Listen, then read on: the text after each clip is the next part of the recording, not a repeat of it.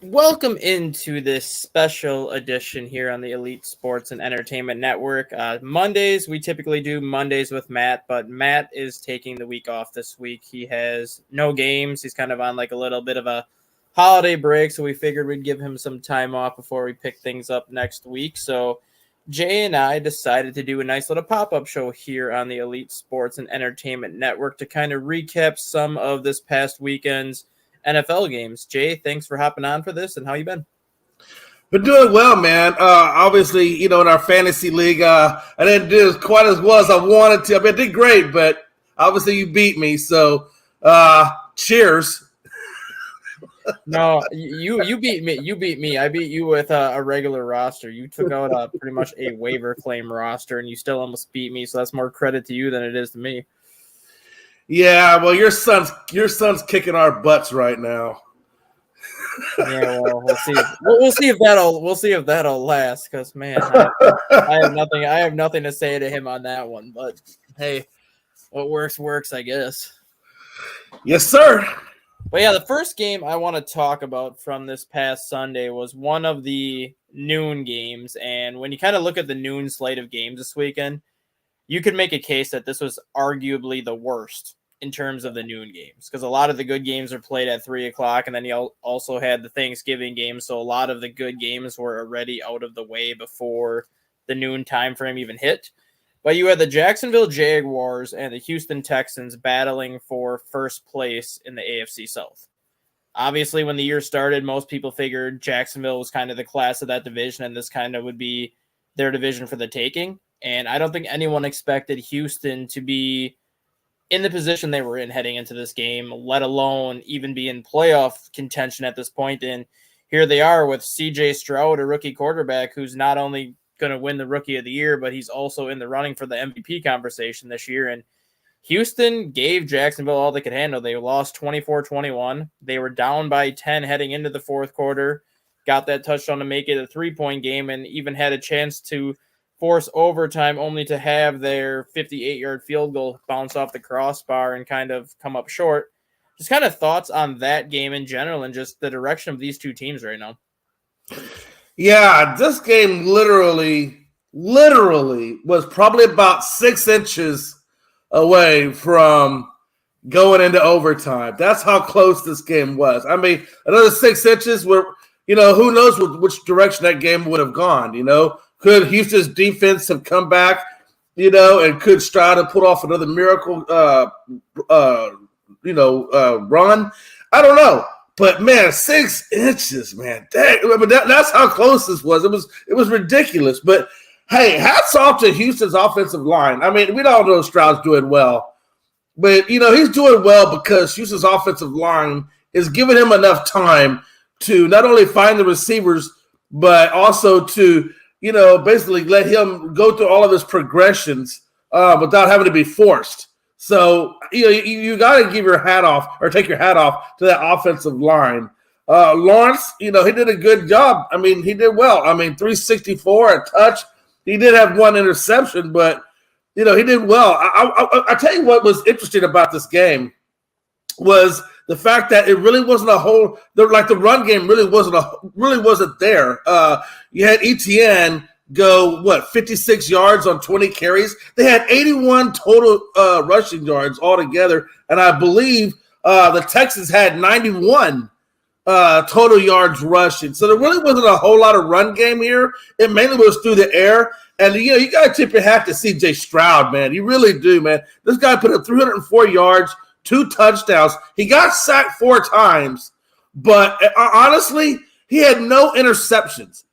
And that's what I love about this kid. He really is very protective of the ball. He doesn't turn it over a whole lot. And that's all you can really ask for him. I would have been happy with that, just that you're not turning over the ball. Yeah. But he – and then, of course, you look at his rushing, and the kid goes out there and rushes 6 times for 47 yards and gets you another touchdown. It's great. Stat guy, it was absolutely amazing, and it still is amazing to watch this, man.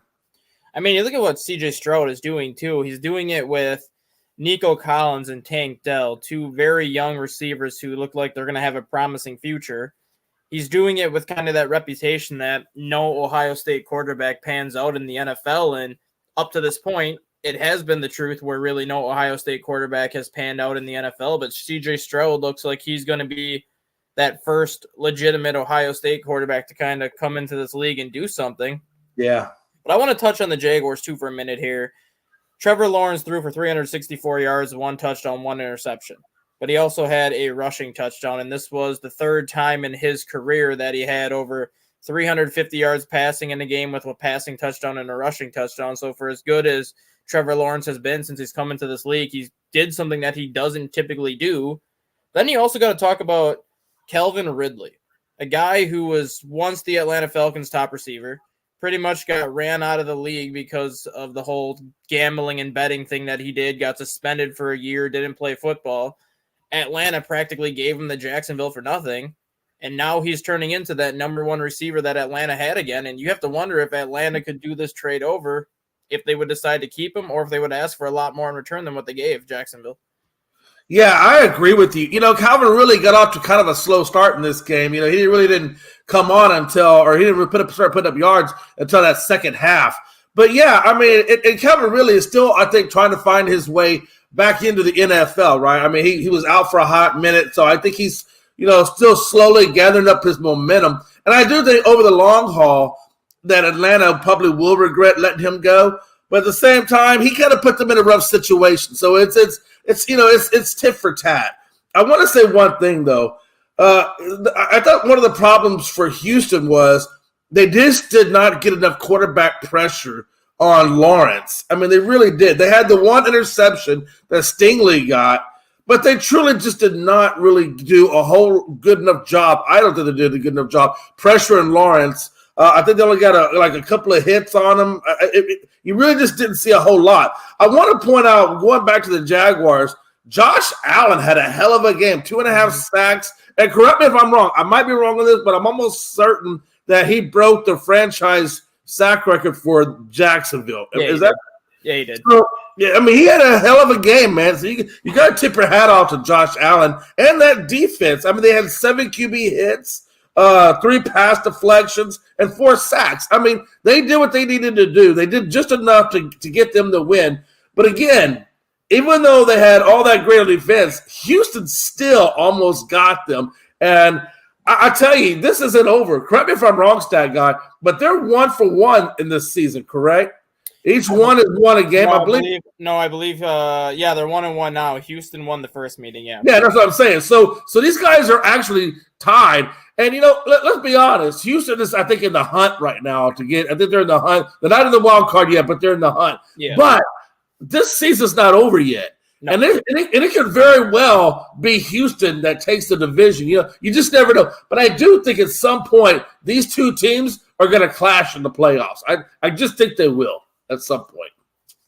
And then the next game I want to talk about was one of the 3 o'clock games between two teams that I don't think anyone expected to be in the position they're in right now, and that's the Cleveland Browns and the Denver Broncos. Obviously, when Cleveland made that trade for Deshaun Watson, their ultimate goal was to not only be a competitive team, but to be a team that was good enough to win the AFC North. And heading into yesterday, they were on a 3-game winning streak. They were sitting at 7-3. And they were kind of looking like that team that could win the AFC North. And a lot of that is obviously on their defense because Watson hasn't played well. Now Watson's going to be out for significant time again. Now you got to ride with Dorian Thompson-Robinson, who's a rookie, or PJ Walker, who's pretty much a journeyman backup. And then you look at the Denver Broncos, a team that started 1-5, pretty much looked to be in the same position that they were in last year. And all of a sudden they go and beat Cleveland 29-12 yesterday to improve to 6-5. They're now on a 5-game winning streak, which is the longest winning streak in the NFL.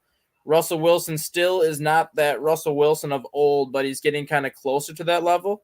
And now you have to look at this Broncos team and realize that Sean Payton is really a hell of a coach because he's doing what he's doing with this roster, especially after they gave up 70 points to the Dolphins, especially after they traded some of their defensive pieces, and now they won 5 in a row. But then you also have to look at this roster too, and that shows you how bad of a head coach Nathaniel Hackett really was, because this is the same exact roster that Nathaniel Hackett had last season, and they won 4 games last season. They're already sitting at 6-5, and now they put themselves in that same position that Houston did as being in that playoff hunt.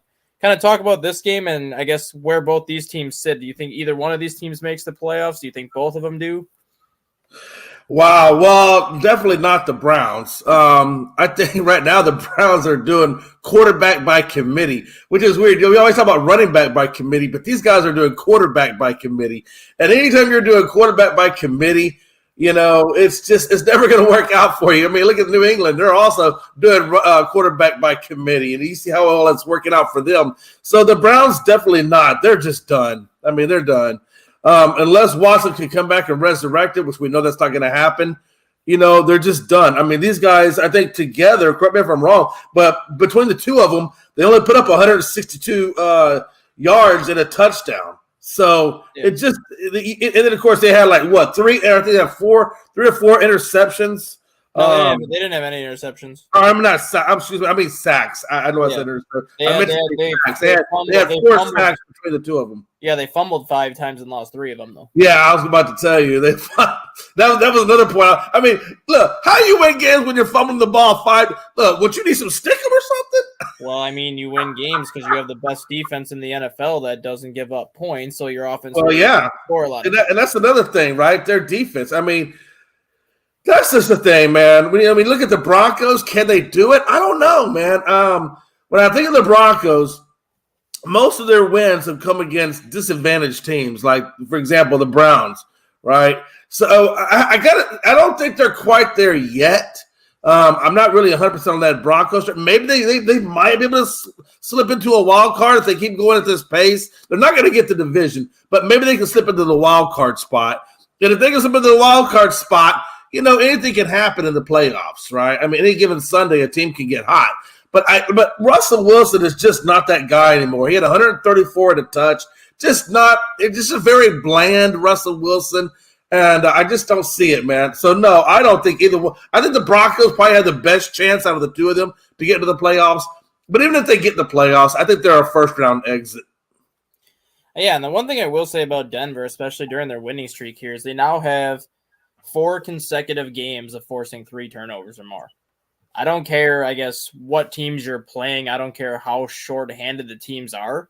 3 straight games of getting 4 turnovers or more is not an easy feat, and they did that against Patrick Mahomes and the Chiefs, too, when the Chiefs were healthy. So it's not like they're going up with, Josh Dobbs. Okay, the Josh Dobbs thing, he turned it over 3 times. 2 of them were his fault. 1 of them was a good play by Denver. So I guess you can kind of say that's a backup quarterback. Yesterday's game, too. And again, 2 backup quarterbacks that looked like overmatched against that defense.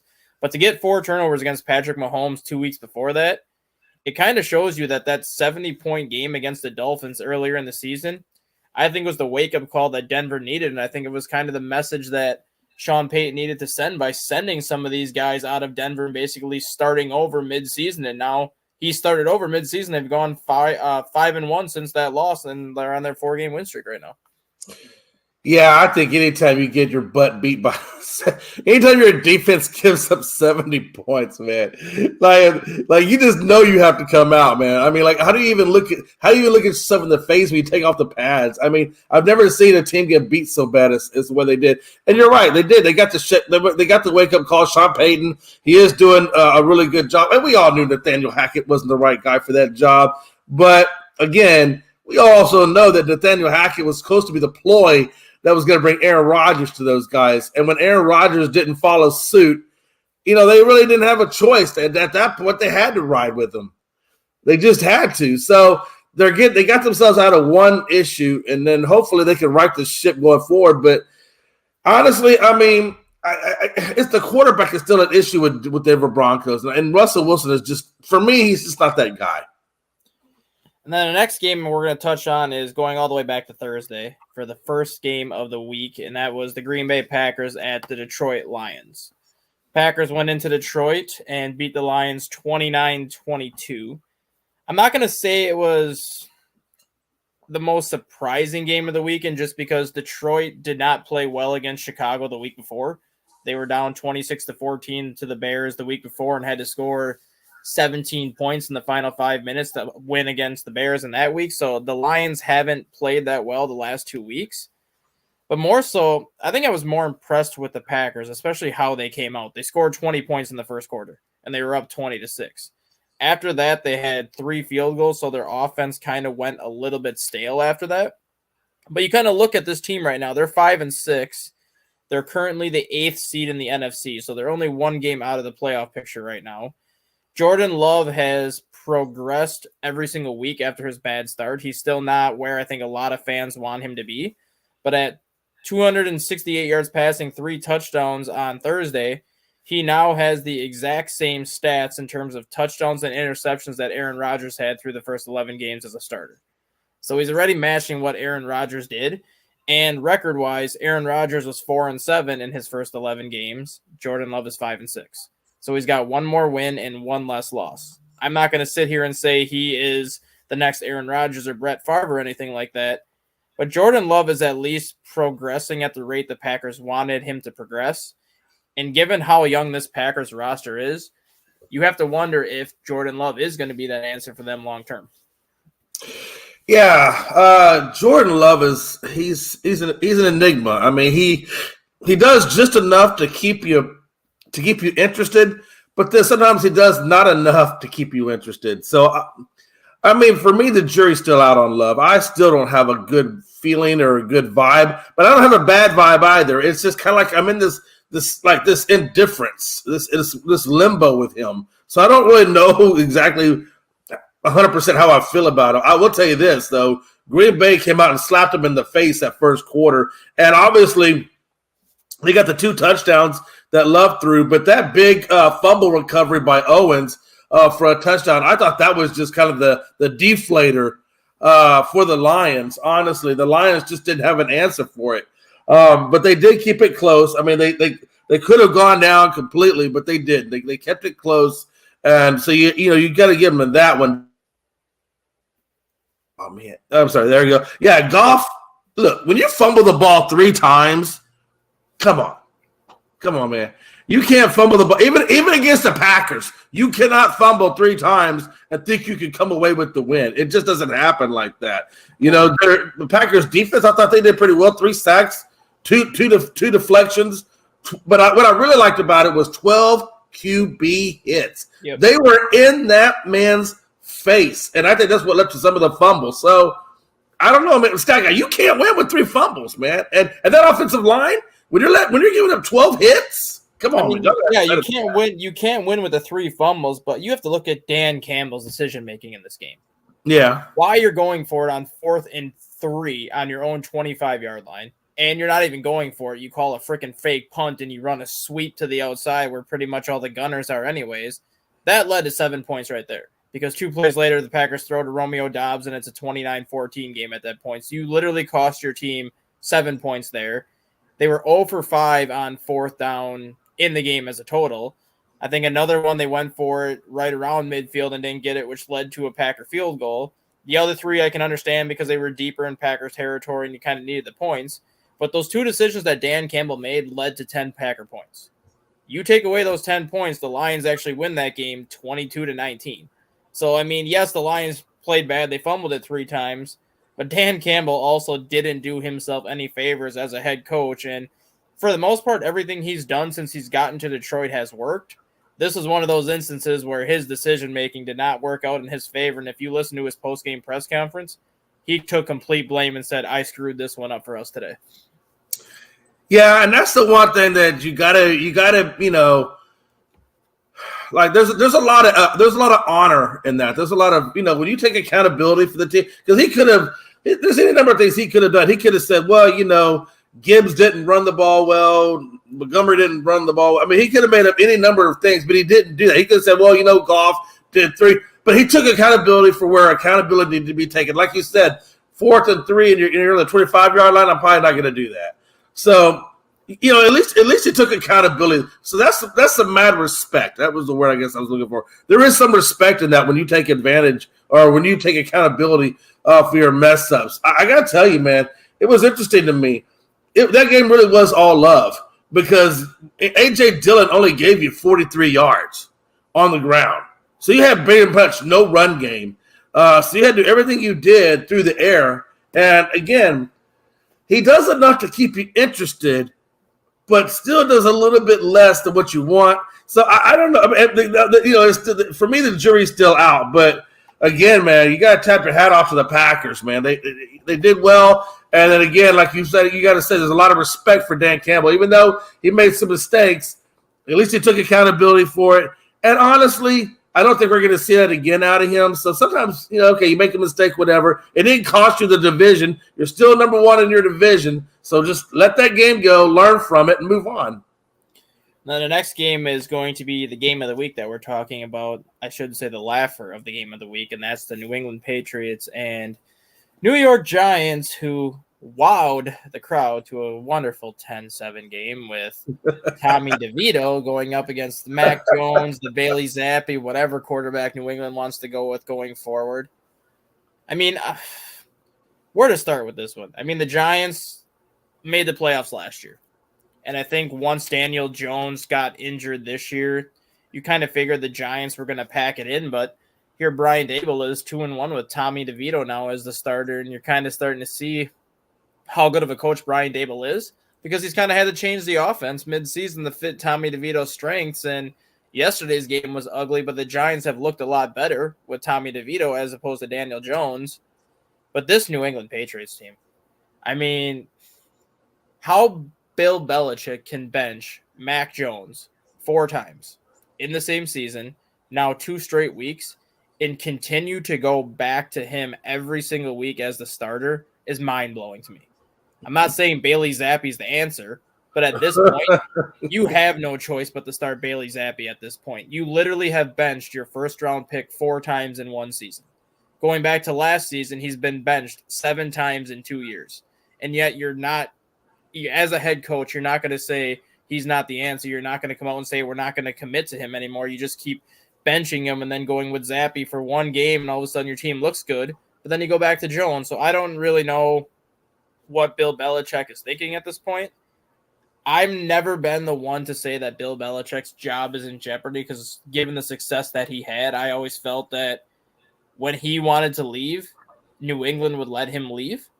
But at this point, you have to wonder if his job is in jeopardy after this season, because you've seen it now in the 3 years that Tom Brady's been gone. New England really hasn't done anything. They were competitive one season with Mac Jones, but the last 2 seasons have been not very good. And this season is the worst season he's ever had as a head coach. Yeah, here's the deal, man. You got to start to wonder if Bill Belichick was really just that good, or did he just have good people around him? You don't always have to be the smartest person in the room. You just got to surround yourself with smart people to make you look smart. And that's what I'm saying with Bill Belichick. When he let go of Brady, he hasn't been back to the Super Bowl since. When he let go of when Josh McDaniels left to go to that Raiders after that first year with Mac Jones, who they made the playoffs with, they haven't been the same since. So did Josh McDaniels and Tom Brady really make Bill Belichick look better than what he really is? I kind of think so. I really do. I really think that he just had really good people around him that made Bill Belichick look good. Now, you do know that he can get a lot of stuff out of a little bit of a talent, right? We've seen that happen before. But at the same time, man, look, he goes with Mac Jones because he has nobody really ever to go with. If you look at the stats, I mean, Mac Jones had like 89 yards and 2 interceptions. But then you go with Zappi, and he only gives you 54 yards in an interception. So which one of the crappy quarterbacks do you go with? You got crappy 1, you got crappy 2. So that's why I feel like it doesn't matter who he puts in there. Neither one of these guys is going to lead this team to where they got to go. If I'm Bill Belichick, I've already got about 8 phone calls to Josh McDaniels' agent saying, get this man back here pronto. Because since he left, Mac Jones doesn't look the same. Mm-hmm. And you look at when the Patriots were at their best. Josh McDaniels was the OC. The years that he went to Denver, New England was still making the playoffs the years that he went to Denver. But they weren't the same New England Patriots team until he came back. He comes back, they go to the Super Bowl 3 times, win twice, goes over to Vegas, and the offense goes downhill. Same thing with during those days, Matt Patricia was his defensive coordinator. The moment that Matt Patricia went to Detroit for those couple of years, New England's defense was still a top 15 defense, but they weren't a top 10 defense like they were when Matt Patricia was there. And you look at it, Matt Patricia was a terrible head coach. Josh McDaniels was a terrible head coach. And Joe Judge, who was the Giants head coach before Brian Dable got there, was also a terrible head coach. But for whatever reason, when those three guys are on the same staff together with Bill Belichick, that is when the Patriots were at their best. And they always say that you have assistant coaches that always want to be an NFL head coach. But sometimes there are certain assistants that just are not cut out to be a head coach. And I think that's a lot of the New England coaching staff. I think a lot of the Patriots coaching staff is cut out to be an assistant under that Belichick system, but they're not cut out to coach on their own. So if they get Josh McDaniels back, and if they get Matt Patricia back and a lot of these old assistants that they had when Tom Brady was still there, New England, to me, would be in the playoffs again next year, even with Mac Jones, because those guys knew how to get the most out of what they had at their disposal. Yeah, I absolutely 100% agree with you, man. And, and the only bright spot, if there was a bright spot for New England, the only bright spot for New England is that defense. Literally, man. I mean, the defense is why they were still in this game. They put up, 6 sacks? Yep. They have 4 pass deflections and 7 QB hits. So, the defense is what kept them in it. Now, again, this is against the New York Giants and a guy named DeVito. I don't even know how he can take a quarterback seriously with the last name DeVito, but it is what it is. I mean, he didn't do bad. He had 191 yards, and he had a touchdown and no interceptions. So, there really is no bright spot for this Patriots team. And I know Frankie would tell you he is begging and pleading that they can just be dead last so he can get the number 1 pick in the draft and go for a Penix or a Bo Nix or somebody else that can get this ship righted. So that to me is the one thing that the Patriots do have going for them right now is as the draft order sits, they're currently picking 3rd. So you're going to get one of the top 3 quarterbacks at number 3 because Marvin Harrison Jr. is going to go most likely at this point. Marvin Harrison Jr. is going to go number 1 just because the Bears picked number 1. And I don't think the Bears get rid of Justin Fields for a quarterback. I think they give Justin Fields Marvin Harrison Jr. to give him another weapon. And then obviously I think a quarterback will go 2, leaving New England picking 3 and getting another quarterback. So for that reason, I think Bill Belichick's job is safe for at least another year because I think Robert Kraft wants to see what Belichick can do with a rookie quarterback should New England take one at number 3.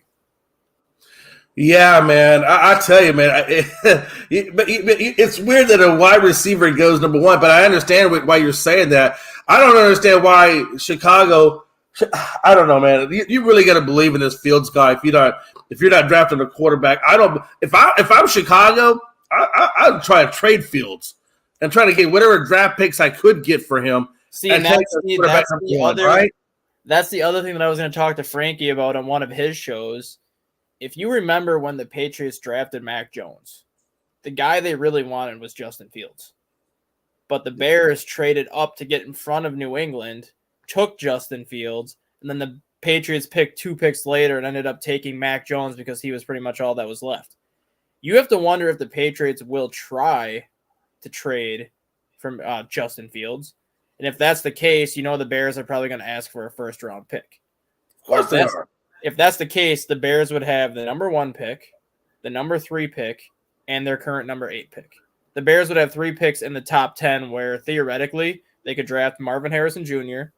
at 1. They could draft the number 1 offensive lineman at 3, and then they could do whatever they wanted at number 8, and they would pretty much automatically win the NFL draft with those 3 picks. Yeah, I mean, that's the thing, right? And so it's going to be interesting to see. I think there's going to be some surprises in this draft. I'm not 100% sold that the way the draft order is 1 through 10 is going to stay like that going 1 through 10. I wouldn't be surprised, like you said, if there's some trades made like that to make that happen. I mean, at the end of the day, they got to do something. Bill Belichick can only ride this mediocrity train for so much longer before Robert Kraft is going to be like, okay, stinky cheese. It's done. You're out of here. Because, I mean, he's not going to ride this train much longer. No. And then do you agree with me, though? My assessment that Bill Belichick isn't as good as what they made him out to be. It's just he has great people around him that have made him up to this level.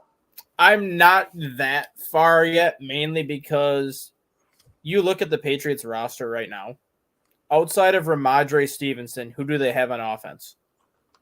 He really has. They had Smith-Schuster. They had Parker. I don't know what happened to those guys, but Smith-Schuster's been dealing with a knee injury all year. That's right, he did. There were some people that even said that he should have a surgery because they said all he needed to do was take one cut wrong and his knee was going to go anyways. So personally, I think he should have just sat out the whole year, had the surgery, and came back healthy next year.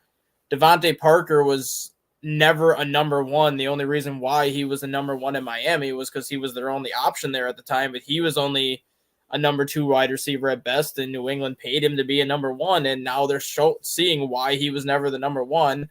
So for that reason, I'm giving Bill Belichick a little bit of a pass just because, yes, Mac Jones is terrible, but if Mac Jones had more weapons on the wide receiver side of things, would he be better than what he is right now? Which is why, again, that's why I was trying to tell you. I think Brady made Bill Belichick because they've done more with less. Wes Welker, Wes Welker was good, but he had Randy Moss for a while. If you take Randy, but I'm taking Randy out of the equation. That was a very 1 or 2 year deal. For the majority, Amendola, Wes Welker, people like that. I mean, these are just average wide receivers. They're not anything truly special. Parker. No, you're right. But I will say, hold on. I will say this. You were right. Juju Smith-Schuster's injury probably did take a lot away. But I'm just saying, in recent years past, we all know that Bill Belichick has done more with less. He always has. I think the big thing was like what you're saying with like Wes Welker and some of those guys. Whenever you look at the years they went to the Super Bowl, they could go 3 or 4 deep at each position and get the same production from everyone. So you look at the running back position, you had James White, Rex Burkhead, Danny Amendola did some running back stuff. Like every guy they brought in, you could get the same position. You go to the wide receiver, you had Wes Welker, Julian Edelman. Both guys are going to give you the same production. You go to the tight end room, Rob Gronkowski, obviously. But every position they had out there, whether it was the second string or the third string, you were getting that same production from everyone out there. Versus now, your first string production is terrible. But after that, your production is even worse. And after that, your production is even worse. So even if he doesn't have much at his disposal, the depth on his team also is terrible because he's not getting production from anybody not named Ramondre Stevenson. Yeah. Oh, no, I again, if you look at the stat lines, it just goes to show you exactly that. And it also just tells you that they just don't have a field general. They probably would have a better stat line if they had a better quarterback, and they just don't have that. Yeah. They have mediocrity at best, and they traded up for mediocrity. I mean, let that sink in for a minute. and that just goes to tell you that maybe the GM side, maybe that's really the issue. The GM side of Bill Belichick just isn't as good as where it should be. So maybe if you're Robert Kraft, do you let go of him as a GM but keep him as a coach and bring in an actual GM? We'll see. But the last game we're going to talk about today is arguably the game of the week so far, and that was the Buffalo Bills at the Philadelphia Eagles, and how Mother Nature decided to just rain and continued to rain on the Buffalo Bills parade for a team that was once viewed as a Super Bowl contender is now sitting at 6-6. Not only are they sitting at 6-6, but they're on the outside looking in terms of the playoff picture because now they're currently the number 9 seed.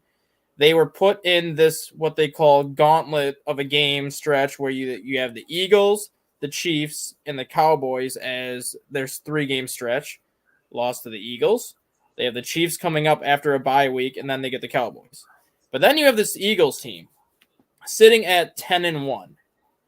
Currently on the toughest schedule in the NFL where they beat the Dolphins, they beat the Cowboys, they beat the Chiefs, they beat the Bills, and then they have the 49ers, Cowboys, and Seahawks coming up their next 3 games.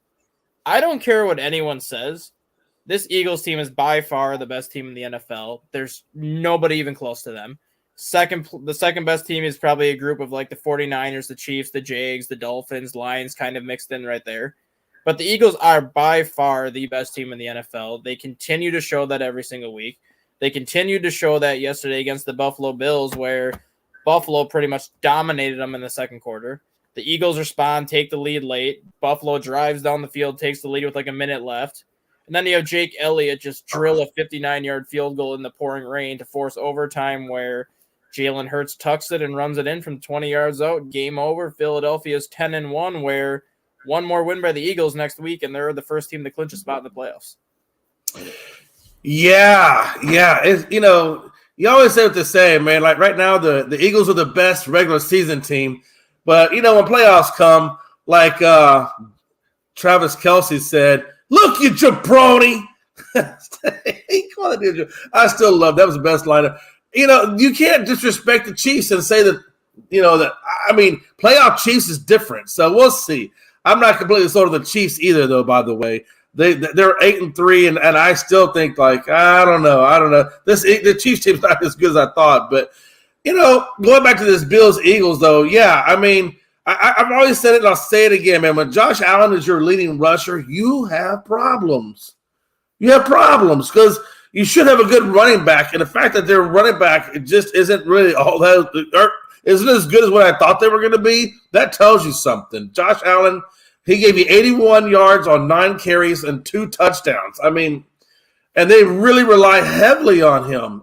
He passed. He had a good passing game, 339, 2 touchdowns, an interception, and a sack. So, but Hurts, man, jeez, that was the killer right there, man. This guy did everything. If you say that who's your player of the game, it's Hurts. It's not even close, right? The guy puts up 200 yards with 3 touchdowns and a pick, but then he goes out and runs 14 times for 65 yards and 2 touchdowns. Yeah, man. Hurts is just playing at a good level. He really is. He's playing at a great level right now. He did have the 1 fumble, so I'm not going to say that he didn't have that turnover. But the Eagles, wow, man. I agree with you. I think the Eagles are the best team in the league. And like you said, I don't even think it's close. They just find new ways to win every week. Like, you look at the teams they faced in their last 4 games, really. Miami Dolphins have arguably the most explosive offense in the NFL because of Tyreek Hill, Jalen Waddle, Mostert, HEN, and just all the speed that team has.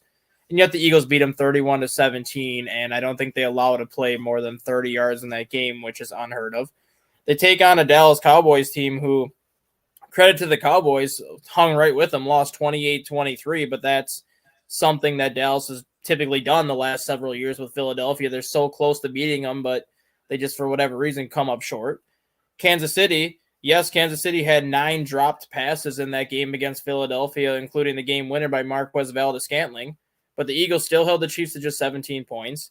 They held them scoreless in the second half and gave their offense a chance to do what they did late. And then yesterday with the Bills, they gave up 34 points. But when it mattered, the Eagles made the plays. They made a 59-yard field goal to force overtime. They forced Buffalo to kick a field goal on that first overtime possession. And then Jalen Hurts just took over the game on the Eagles' only possession in overtime. And they just find ways to win. And when it comes down to it, the more ways that you find to win games, the more it really looks like your team is the real deal. And right now, I did pick Detroit to go to the Super Bowl, and I'm going to stick with that because I'm not one that's going to change my pick midseason. But right now, Philadelphia, to me, looks like a team that is on a mission to get back to the Super Bowl and has unfinished business. Oh, absolutely, 100%. And, this is the second straight consecutive game where Jalen Hurts has brought them back from 17 to 7 type of games and they got the win. So this is the second time that Jalen Hurts has put the Eagles on his back and got them back into the game and win the game. And look, man, the Eagles are a tough fan base. When they were going into halftime, they were getting booed left and right. They were getting heavily booed. And then you come out, he does what he does, like you said, for the second consecutive time and gets the win. And this Eagles crowd is just giving him all the accolades. Every accolade you could give, the Eagles were giving it to him. But man, what a time when they go into the locker room and they're getting booed. I was like, wow. But, yeah. That's all the time Jay and I got for you today. I know we'll be back doing our college football and NFL previews later this week, so you'll see more of us later this week. But Jay, you got to add anything before hopping off?